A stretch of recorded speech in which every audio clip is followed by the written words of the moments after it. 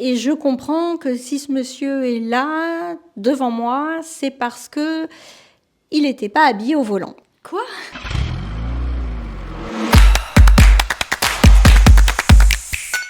Bonjour à tous, je suis Laurine, présentatrice du nouveau podcast Plein Phare qui portera sur l'actualité de la route et du permis. Aujourd'hui, on reçoit Éléonore, une psychologue spécialisée dans la sécurité routière. Bonjour Éléonore, merci d'être avec nous pour ce tout premier épisode. Avant de rentrer dans le vif du sujet, est-ce que vous pouvez nous parler de vous, qu'est-ce que vous faites et votre parcours? Bonjour Laurine, c'est avec plaisir que je vous rejoins aujourd'hui. Donc moi je suis Éléonore, je suis psychologue clinicienne, psychothérapeute depuis maintenant 16 ans. Je dirais que j'ai toujours été attirée par le fonctionnement humain et c'est tout naturellement que je me suis orientée vers la psychologie il y a maintenant quelques années de cela. Mes premières années d'expérience en tant que psychologue ont été consacrées à l'évaluation psychologique. Voilà, j'ai une spécialité dans les bilans déficiences cognitives pour les enfants, pour les adultes. Et puis voilà, j'ai une passion pour essayer de comprendre le comportement et le fonctionnement humain. Et puis en 2013, l'aventure sécurité routière commence. Une consoeur m'a parlé de ce domaine que je connaissais pas du tout, l'évaluation psychologique des conducteurs. J'ai découvert un univers très concret où la psychologie rencontre des enjeux de société. Et depuis, je réalise des tests psychotechniques sur une bonne partie de la France pour la société AAAEP. Et j'exerce également en cabinet libéral. Et pour la petite anecdote, moi je dirais que j'ai baigné dans l'univers de la route depuis toute petite. Dans mon entourage, j'ai une maman qui a géré une auto-école, des chauffeurs poids lourds et puis même un inspecteur du permis de conduire. Donc mon enfance ça a été à base de récits de leçons de conduite, de code de la route et de bruit de clignotant, si je puis dire. Ah oui, c'est super intéressant, je ne savais pas que les psychologues intervenaient dans ce genre de situation. Alors maintenant qu'on te connaît un petit peu mieux, en quoi consiste un test psychotechnique et à quoi il sert? Alors le test psychotechnique, c'est une évaluation qui va permettre de mesurer à un instant T, et j'insiste bien à un instant T, ce qu'on appelle les fonctions cognitives, c'est-à-dire les capacités d'attention, concentration, de gestion du stress et de coordination. C'est un test qui va être obligatoire à partir du moment où vous avez eu une annulation du permis de conduire, une invalidation de votre permis ou également une suspension de plus de 6 mois. Au-delà de l'obligation administrative, ce test va aussi permettre de comprendre pour le psychologue ce qu'il s'est passé pour le candidat. Parfois, ce n'est pas une inaptitude cognitive, mais une situation de vie qui a pu faire dérailler les choses. Si je peux donner un exemple, par exemple, on peut avoir des personnes qui se retrouvent à passer un test psychotechnique parce que, par peur d'être en retard au travail un matin, elles ont accéléré et elles se sont retrouvées à prendre une vitesse au volant qui n'était pas autorisée et du coup à passer un test psychotechnique. Autre exemple, Laurine, qui pourrait aussi être parlant pour des personnes qui peuvent être confrontées à un retrait de permis. Dernièrement, j'ai eu un candidat qui s'est présenté parce qu'il avait été testé positif à l'alcoolémie. Cette personne ne consomme habituellement pas fréquemment de l'alcool. Et voilà, dans le motif, elle m'avait relaté être sortie d'un pot de départ, profil de personne assez inhibée, qui n'était pas partie pour boire, mais c'était un pot de départ, on l'a sollicité, elle n'a pas osé dire non. Voilà, la soirée a continué et puis elle a bu quelques verres dont certains en trop et du coup, lorsqu'elle est rentrée, elle s'est fait contrôler, elle était positive, même si c'était juste et du coup il y a eu une suspension de permis par rapport à cette alcoolémie. Tout ça pour dire que en fait ce sont des comportements à risque, oui, mais pas nécessairement révélateurs d'un danger permanent. Et du coup, le test, il va permettre de faire la différence entre un comportement occasionnel et un comportement permanent qui serait beaucoup plus révélateur, si je puis dire, d'une addiction. Ce qu'il faut savoir aussi, c'est qu'en dehors d'un contexte administratif, suspension, annulation de permis en lien avec l'alcool, les stupéfiants ou les gros excès de vitesse, le test psychotechnique, il a aussi une visée médicale.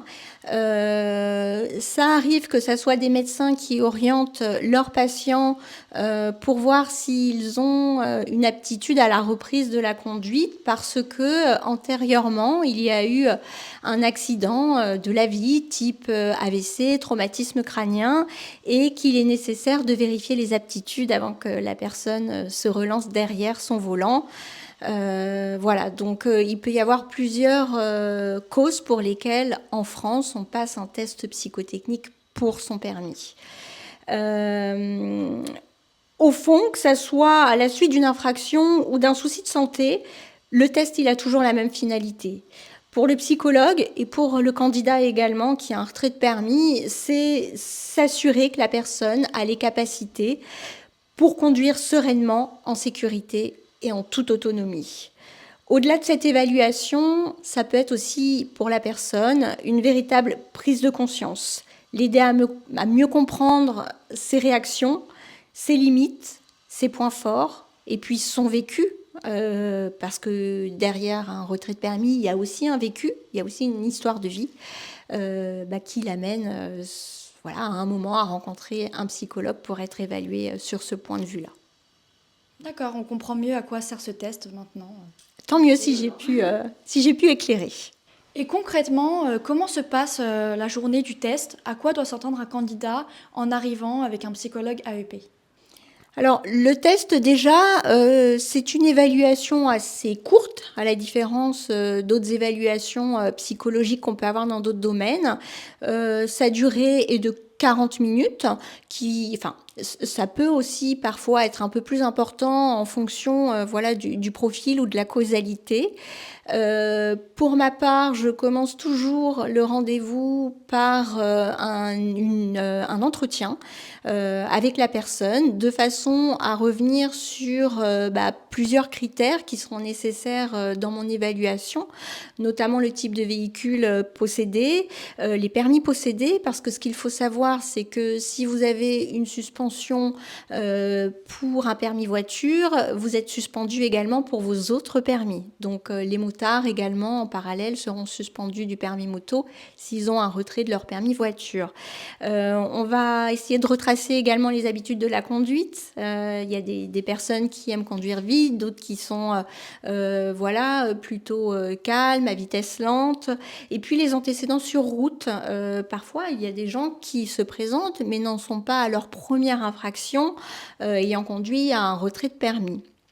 Tout cela, ça va m'aider à tracer un portrait global et de voir comment la personne se positionne par rapport à la route et quel est son profil de conducteur. Quelles sont ses prises de risque notamment, comment elle peut gérer la pression.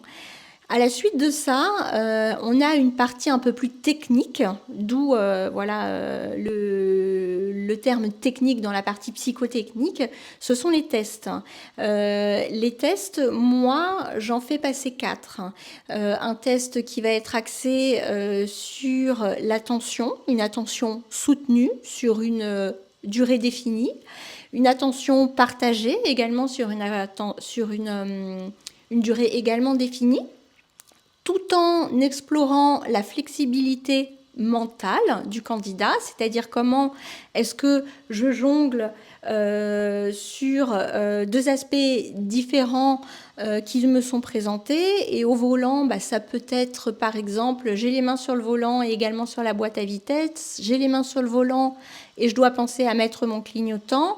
Dans ces temps-là de la route, vous êtes sur ce qu'on appelle une activité de flexibilité mentale. Donc les tests vont venir reprendre cet aspect-là.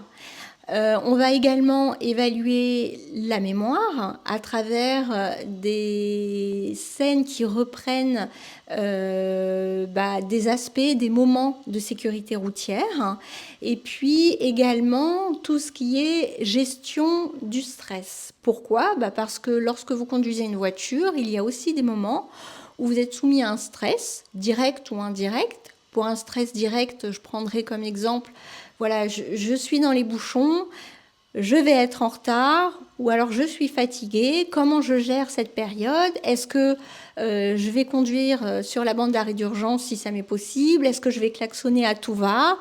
Donc nous, on a besoin de remettre en situation la personne à travers ces différentes façons de gérer le stress. Donc mon rôle, je dirais aussi, il est de guider, il est de rassurer sur l'évaluation psychotechnique tout au long du test.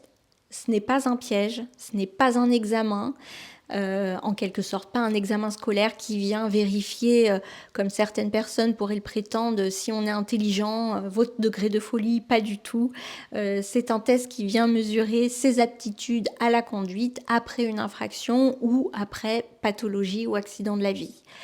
À la suite de ça, je prends un temps pour rédiger un rapport qui sera remis au candidat et que le candidat devra remettre au médecin. Deux cas de figure relativement importants ici.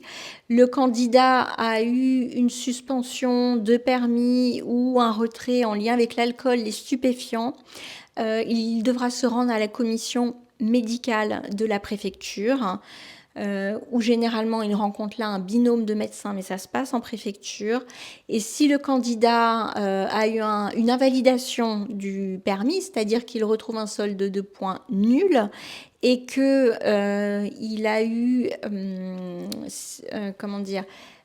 par exemple, une cause qui relèverait là d'un excès de vitesse, mais sans lien avec l'alcool et les stupéfiants, il pourra se rendre auprès d'un médecin agréé exerçant dans son cabinet. D'accord, et on imagine que les candidats arrivent avec beaucoup de stress. Quelles sont les peurs et les incompréhensions que vous rencontrez le plus souvent? Oui, il y a beaucoup d'appréhension, Laurine, et je dirais qu'elles sont légitimes. Même si le regard sur la psychologie en France a beaucoup évolué, et tant mieux, parce que c'est toujours important, alors là je bifurque un peu, mais de pouvoir consulter et se rapprocher d'un professionnel comme le psychologue en cas de problème de santé mentale, aussi variés soient-ils. Les candidats qui doivent passer en test psychotechnique et qui se retrouvent pour la première fois face à un psychologue peuvent mal vivre ce moment. Ils comprennent pas pourquoi c'est un psychologue qui est là. Voilà, nous on peut aussi entendre une peur de je ne suis pas fou. Pourquoi est-ce que c'est vous que je rencontre? Je comprends pas ce que la psychologie vient faire ici, par exemple. Il y a un véritable flou autour du rôle du psychologue, même si les choses évoluent. Moi, j'aime bien à ce moment-là essayer de rassurer quand c'est des mots qui se posent de cette façon en disant mais vous savez aujourd'hui les psychologues on nous trouve un petit peu partout. On peut être dans les écoles pour voilà pour les bilans pour enfants, pour les accompagner. On est en cabinet libéral, on est dans les entreprises, on évalue certains faits de société. Certains sont sur du bilan de compétences, donc les psychologues ne sont pas associés à la folie ou au fait que vous portiez un gros problème. Au-delà de l'appréhension, l'autre peur, je dirais qu'elle porte surtout sur le fait d'échouer. Le test psychotechnique, pour beaucoup, est un véritable enjeu. La voiture est un outil de tous les jours et parfois même un outil de travail. Donc, il y a des candidats qui ont peur d'échouer au test psychotechnique parce que ça viendrait remettre en question l'organisation d'une grande partie de leur vie. Et puis, il y a des candidats qui comprennent pas en quoi, par exemple, le fait de faire preuve d'attention partagée va être révélateur de leur potentialité par rapport à la conduite. Donc là, mon but va être aussi de mettre en image ce qui se passe au volant et qu'on oublie, par exemple, le fait d'être en situation de double tâche, main sur le volant et puis pied sur l'accélérateur, sans s'en rendre compte parce que avec l'habitude, ça relève d'un automatisme, c'est savoir faire preuve aussi d'attention partagée entre les mains et les pieds. Tout ça, on le rappelle parce que ça ne relève plus avec l'habitude d'une logique et c'est mon rôle de le faire pour ceux qui n'arriveraient pas aussi à faire du lien entre le concret de la conduite et l'évaluation psychotechnique. Je le rappelle aussi à nouveau, mon rôle en tant que psychologue, c'est pas de sanctionner, c'est pas de piéger. Le stress peut être présent et le stress peut faire que c'est plus compliqué de réussir. Néanmoins, moi je travaille pour l'organisme AEP depuis un certain temps et quelque chose de pas mal a été vraiment développé pour diminuer, amoindrir ce stress. C'est un outil d'entraînement. Donc aujourd'hui, si vous avez un test psychotechnique à passer, que vous vous inscrivez auprès de l'AEP, ça vous donne accès à un module d'entraînement en ligne qui va vous faire découvrir ce qu'est un test psychotechnique, ce qu'on pourra attendre de vous le jour J. Donc il n'y aura pas cette partie entretien parce que la partie entretien, c'est du vécu, c'est du confidentiel et ça doit se passer à un instant T. Mais au moins, le candidat, lorsqu'il se retrouvera face au test, il sera déjà informé du matériel sur lequel il va être évalué et du type de test qu'il se verra passer à ce moment-là. Donc c'est un outil formidable qui permet d'aborder cette évaluation avec beaucoup plus de sérénité. Pour les candidats qui seraient un petit peu stressés à l'issue de passer ce test, moi, je voudrais leur dire de pas s'inquiéter. C'est un test qui, la plupart du temps, pour lesquels la plupart du temps les gens réussissent à partir du moment où lorsqu'ils se présentent, ils sont en pleine possession de leurs capacités et que ces capacités sont le reflet des capacités de conduite qu'ils ont ultérieurement. Et est-ce que vous êtes déjà tombé sur des cas extrêmes sans forcément un lien avec l'alcool, les stupéfiants ou la vitesse ? Très bonne question. J'ai un cas effectivement qui me vient. En 10 ans de carrière de pratique de psychologue dans ce domaine, oui, j'ai eu un monsieur une fois qui s'est présenté et sur les documents remis, je n'avais pas de référence à la causalité de son retrait de permis. Donc voilà, on essaye de développer un petit peu le contexte, de revenir sur les faits, le moment où les faits se sont déroulés. Et je comprends que si ce monsieur est là, devant moi, c'est parce que il n'était pas habillé au volant. Quoi ? Qui dit pas habillé, dit juste pas simplement torse nu parce qu'il y avait la mer en face et qu'il voulait aller faire un petit plongeon. Ah oui, ok. Pas habillé dans le sens, il était tout nu au volant. Voilà. Donc, ce monsieur avait eu obligation de passer un test psychotechnique pour exhibition sexuelle. Et c'était très difficile pour lui de l'exprimer. Il le savait, mais il a mis du temps à expliquer le motif de sa présence. Et ça rejoint aussi un petit peu le message que je voulais faire passer tout à l'heure, c'est que parfois, derrière le fait de passer un test psychotechnique peut se cacher aussi une pathologie, une souffrance face à laquelle il est important de ne pas rester seul. Donc ce monsieur, parce que moi j'exerçais également en cabinet, m'a dit souffrir de cette problématique. Il s'était fait attraper, mais c'était pas la première fois qu'il agissait de la sorte. Et voilà, on a échangé pour mettre en place un suivi psychologique adapté à sa problématique, sans lien là avec le test psychotechnique. D'accord, c'est un bon témoignage, bravo. C'est un souvenir qui reste, surtout lorsqu'on débute dans les tests psychotechniques et que ça fait partie des premiers cas que l'on peut rencontrer. Oui, c'est assez marquant. Effectivement. Eh bien, merci Léonore pour toutes ces explications. Et pour finir, est-ce que vous auriez des conseils concrets pour nos candidats qui nous regardent ou qui nous écoutent et qui ont un test psychotechnique à passer ? Oui, alors les basiques, si je puis dire. Donc, reposez-vous, dormez bien la veille, évitez tout ce qui est excitant, théine, caféine, notamment juste avant le rendez-vous. Lors du test psychotechnique, n'hésitez pas à poser toutes les questions que vous pouvez avoir en tête, toutes les incompréhensions. Les psychologues sont formés à ces outils, sont formés à la réglementation aussi routière, donc seront aptes à répondre aux questions en lien avec ce que vous êtes en train de vivre, vous, conducteur ayant eu un retrait de permis. Et surtout, si vous vous rapprochez de l'organisme AAEP, n'hésitez pas à aller découvrir l'outil en ligne dont on parlait tout à l'heure pour vous entraîner. C'est vrai que parler de soi, se confier, c'est déjà une forme de reprise en main et c'est souvent le début du changement. Oui, tout à fait. Et puis je dirais qu'il faut vraiment garder à l'esprit que le test psychotechnique, ce n'est pas un piège.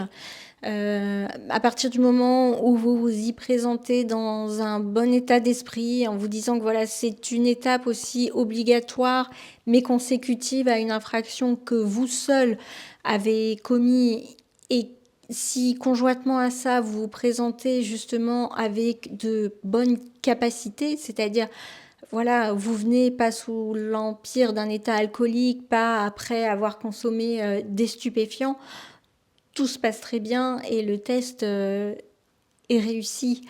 C'est le test psychotechnique, comme le champ de la sécurité routière, est un domaine vraiment très large. Et j'ai collaboré avec la société AEP à la création d'une FAQ, c'est-à-dire une foire aux questions, pour pouvoir permettre aux personnes dans cette situation d'avoir des réponses à leurs questions.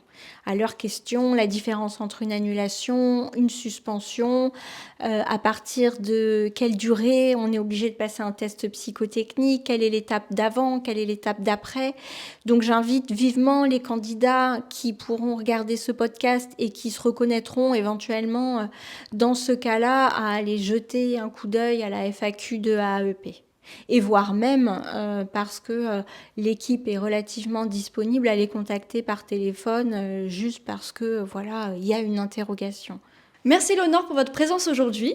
Merci Laurine, j'ai été ravie de partager ce moment avec vous. Moi de même. Vous venez d'écouter Plein Phare, une production d'AEP. Merci à Léonore pour sa clarté, sa bienveillance et son écoute tout au long de cet échange. Et merci à vous, chers auditeurs, d'avoir pris ce temps avec nous. Si cet épisode vous a informé, rassuré ou tout simplement permis d'y voir plus clair, n'hésitez pas à le partager à vos proches, un ami, un collègue ou toute personne concernée par le test psychotechnique. Vous pouvez retrouver tous nos épisodes sur Apple Podcasts, Spotify ou en version vidéo sur YouTube. Et pour plus d'informations, de conseils et d'accompagnement, n'hésitez pas à vous rendre sur notre site www.aaep.fr. On vous retrouve très bientôt pour un nouvel épisode autour du permis et de l'humain derrière le volant. Bisous mes petits phares!